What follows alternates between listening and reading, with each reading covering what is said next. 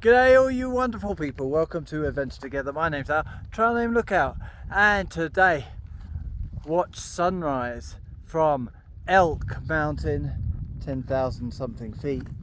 Not too high compared to what we've climbed before, but still one of the highest things in this area. Views, 360 views, it's incredible. What a morning. And today we are going up to, or we're going down, sorry, not up, down to the town of Leader, L-E-A-D-O-R-E, Leader, either way, however it's pronounced, that's where we're going. And I have a box there with my resupply in it, and I also have a gift from Topo, new shoes. These ones have done 900 miles, and they just got a rip in them about 5 days ago. I've got a rip that side, but it's smaller, so just in time, and very happy to be getting another pair of shoes, especially another pair of Topos. I'm really a big fan. So it's time to leave this incredible viewpoint behind and head down there and make our way.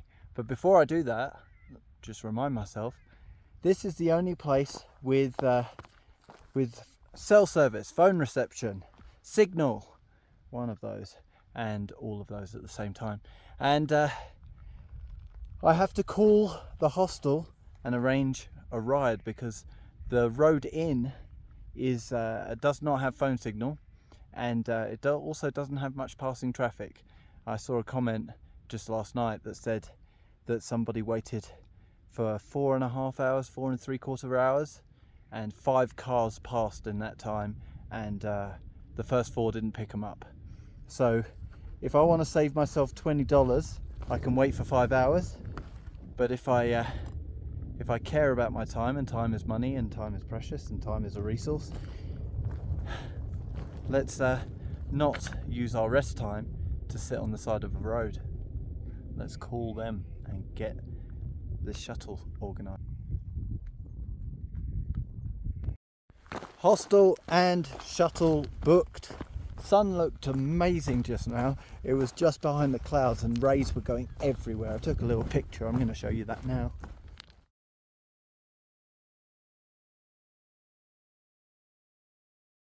The thing is though, I didn't give myself much time.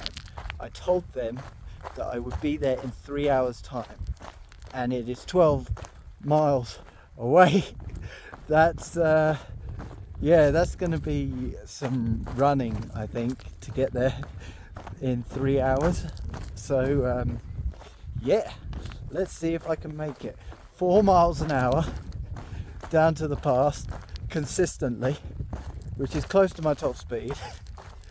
Oh, and I did 34.5 miles yesterday. My feet hurt and my knees hurt. Ah, why do I do these things to myself?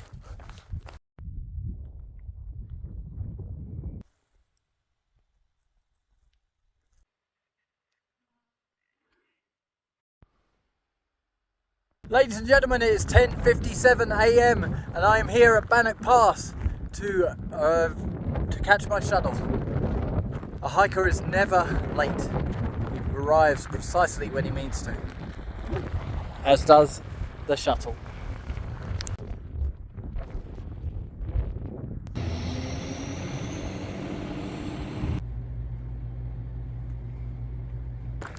Yeah, well, shuttle didn't turn up, but luckily I managed to get a hitch. So a lot of people say it takes ages to hitch, but I managed to get one quite quickly. So here in Leador, making my way to the Mustang Inn, where I have booked to stay the night. These shoes have really got to the end of their lifespan after 800, 900 miles, 950 I think, 850, something like that. Time to get some new shoes on. There we go. Nice and new, nice and comfortable, nice and complete, no holes. These are the Topo Terra Ventures. 850 miles on these, and you can see the sole is still in good shape. Not the best shape, but a lot better than 850 miles would have you think. We thank you for your service.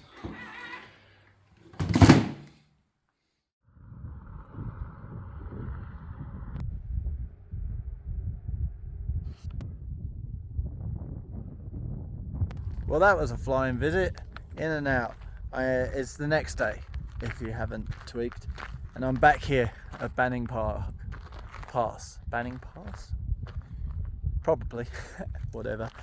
And oh my goodness, we're back here on trail. Less than 24 hours. Time to start heading north. Start the day, big hike.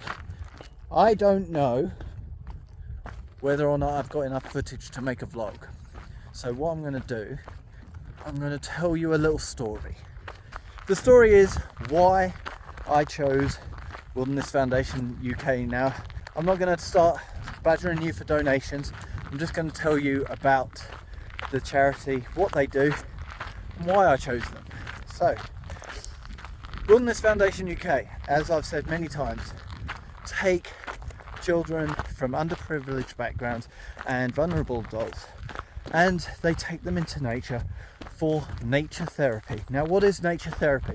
The idea is that once you get rid of all the stress and noise of life, and I don't just mean physical noise, I mean just things that are distractions, things that bother you, things that stop you from being yourself, that you get rid of all that and you get out into nature.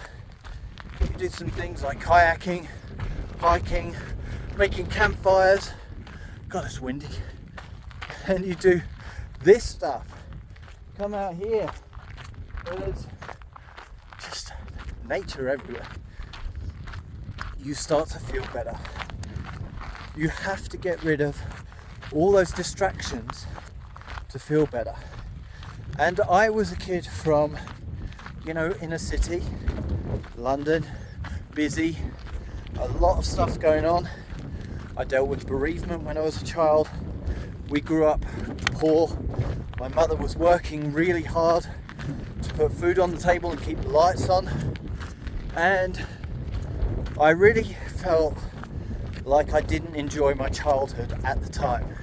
And I always wanted to travel the world, get out and see things.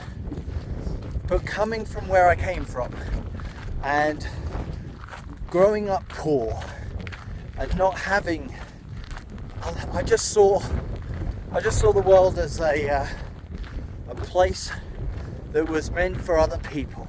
It wasn't meant for me. I was meant to leave school, get a job and have a family, and that was it. Traveling wasn't going to be in my future. It's not for people like me, not for people who are from where I come from. That's for rich people.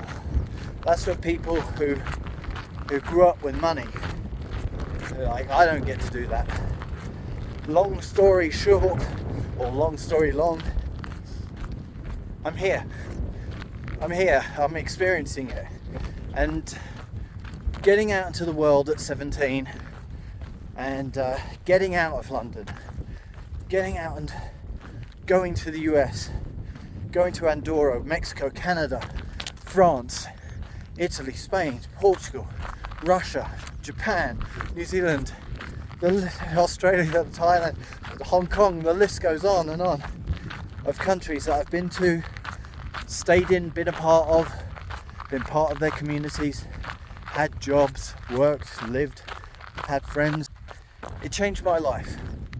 And that's what I want for kids growing up like I grew up, who feel like there's no hope. I want to help get them into nature, help get them traveling, help broaden their horizons. and they've been through a lot, these people, and to get them to a point where they can enjoy life and feel that there is hope, magical. To get them to forget the stresses and forget the burdens that consume their whole lives. It's just incredible, and Widerness Foundation UK does that. So that's why I chose that charity. It's why I support them. It's why I keep badgering you for donations. It's because the work they do is just incredible, and I really hope that we can raise a lot of money and do a lot of good, because I know that they can, and I know there's a whole generation of children coming up now with the stresses of social media and all the same stresses you and I had. I just want to give them hope. I want them to feel that they can go and walk 3,000 miles if they want to, because they can. But anyway, that's story time, and that's enough from me today about that. I hope that you can help support them, and even if you can't, that's the reason I chose them as a charity to support on this hike. But I guess that's everything I have for you, so thank you for joining me, and I'll see you in the next one.